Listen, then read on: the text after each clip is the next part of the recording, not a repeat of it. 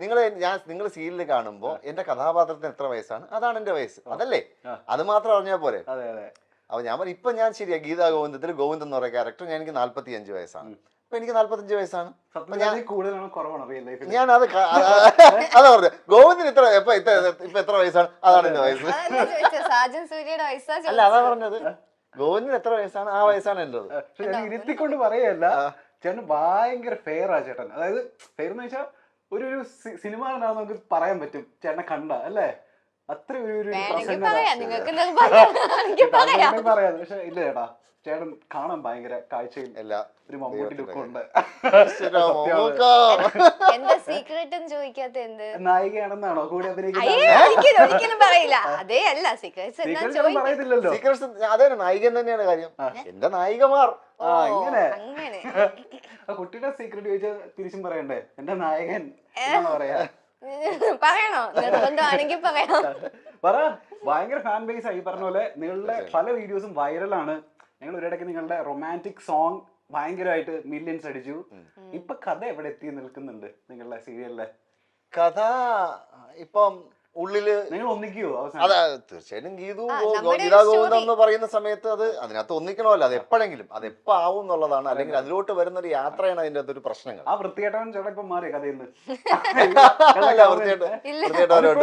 അങ്ങനെ ഒഴിവാക്കാൻ പറ്റുന്ന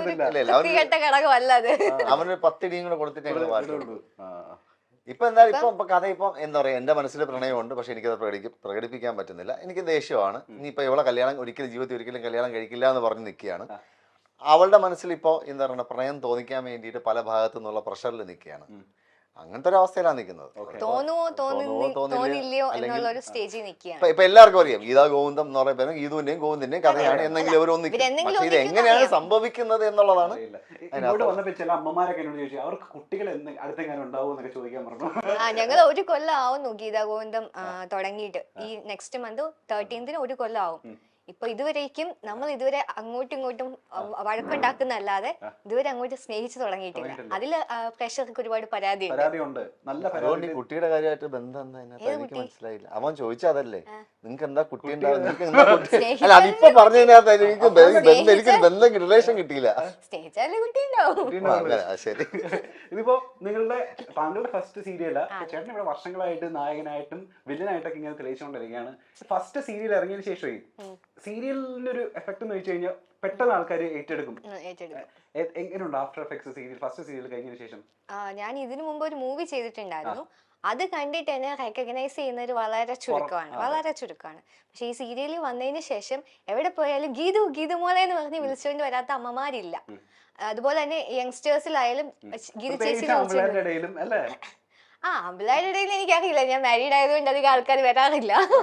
പക്ഷെ അല്ലാതെ അമ്മമാരും അനിയത്തിമാരും ചേച്ചിമാരൊക്കെ വിളിച്ചുകൊണ്ട് വരാറുണ്ട്. ഒരുപാട് റെസ്പോൺസ് ഫേസ്ബുക്കിലും ഇൻസ്റ്റയിലും ഒക്കെ നമുക്ക് പേഴ്സണലി മെസ്സേജ് അയച്ച് പറയാറുണ്ട്. അത്രയ്ക്ക് ആൾക്കാർ ഏറ്റെടുത്തു എന്നുള്ളൊരു കാര്യമുണ്ട്. ഈ എല്ലാരും ചോദിക്കുന്നത് ഈ പല്ല് ഇഷ്ടമാണെന്നാണ്, പല്ല് അടിച്ചിറക്കണമെന്നാണ്. ഞാനും ഇതുവരെ ചോദിച്ചിട്ടില്ല. പല്ലിന് ഭയങ്കര ഫാൻസ് ഉണ്ട്. അതാണ് എന്താ സംഭവം. സത്യം പറഞ്ഞു കഴിഞ്ഞാൽ എനിക്ക് അടിച്ചിറക്കണമെന്നുണ്ടായിരുന്നു. ഇളക്കരുത് എന്റെ വീട്ടുകാരും പറഞ്ഞു, എന്റെ കെട്ടിയവനും പറഞ്ഞു, ഇപ്പൊ കൂടെ ഉള്ളവരും പറയുന്നത് കൊണ്ട് ഞാൻ അതങ്ങനെ വെച്ചോണ്ടിരിക്കുന്നു. അപ്പൊ ഒരുപാട് ഇത് ഇഷ്ടപ്പെടുന്ന ഒരുപാട് പേരുണ്ട്, ഇഷ്ടമില്ലാത്തവരും ഉണ്ട്. നൂബിൻ ജോണി വീട്ടിലുണ്ട്. കള്ളം പറയരുത്. എന്ത്? ആ ജിമ്മിലാണ്. നമ്മളിപ്പോ വിളിച്ച് പറഞ്ഞല്ലോ, നമ്മൾ തിരിച്ച് പോകുമ്പോ ജിമ്മിലാണ്. എനിക്ക് എന്നെ അവിടെ ഇൻട്രോഡ്യൂസ് ചെയ്യാൻ എനിക്കൊരു ആളെ പരിചയപ്പെടുത്തരാന്ന് പറഞ്ഞിട്ടുണ്ട്. അതാണ് എനിക്ക് കൃത്യമായിട്ട് ഓർമ്മ. ചേട്ടാ, ഇപ്പൊ നിങ്ങളുടെ ഇന്റർവ്യൂസ് എടുക്കുന്ന സമയത്ത് നിങ്ങൾ പരസ്പരം അങ്ങോട്ടും ഇങ്ങോട്ടും നല്ല പുകഴ്ത്തല. എന്റെ നായി ഇങ്ങനെയാണ്, ചേട്ടൻ ഭയങ്കര സഹായമാണ്, ചേട്ടൻ കുറെ ഇംപ്രൂവൈസേഷൻ ചെയ്യാൻ വേണ്ടി കുറെ കാര്യങ്ങൾ കൊടുക്കുന്നു. ഇനി അതൊന്നും കേൾക്കണ്ട, നിങ്ങളെ പറ്റി നല്ല കാര്യങ്ങളൊന്നും കേൾക്കണ്ട. പരസ്പരം ഇറിറ്റേറ്റിംഗ് ആയിട്ട് തോന്നുന്ന കാര്യങ്ങൾ എന്താ സെറ്റിലുള്ള സമയത്ത്?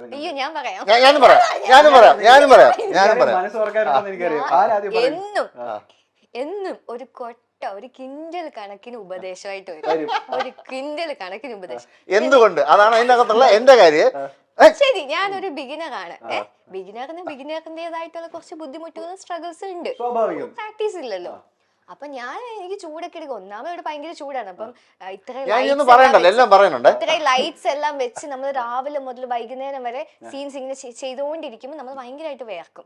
നമുക്ക് വേറെ ഓപ്ഷൻ ഒന്നും ഇല്ല, ചെയ്താലേ പറ്റൂ. അപ്പൊ ഞാൻ ചൂടെടുക്കുന്നു ഇങ്ങനെ പറഞ്ഞുകൊണ്ടിരിക്കും. നമ്മുടെ ഒരു സമാധാനത്തിന്. അതൊരു കുറ്റമാണോ അതിന്?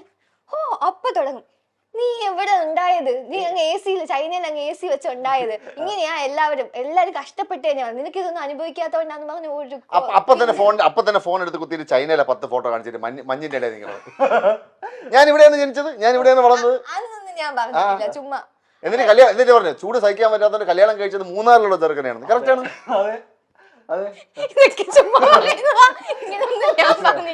ഞാൻ കല്യാണം കഴിച്ചത് ഒരു മൂന്നാറിൽ. ഞാൻ ഒരു കാര്യത്തിന് വാ പൊളിക്കാൻ പറ്റത്തില്ല, അപ്പോഴേ കൗണ്ടർ അടിച്ച് വാ അടക്കി എല്ലാവരും മുമ്പ് വെച്ചിട്ട് അവസാനം ഞാൻ സഹിയായിട്ട് സാധിച്ചേട്ടാ ഇനി ചിലപ്പോ പറഞ്ഞു കഴിഞ്ഞാൽ ഞാൻ എന്തെങ്കിലും പറഞ്ഞു പോകും.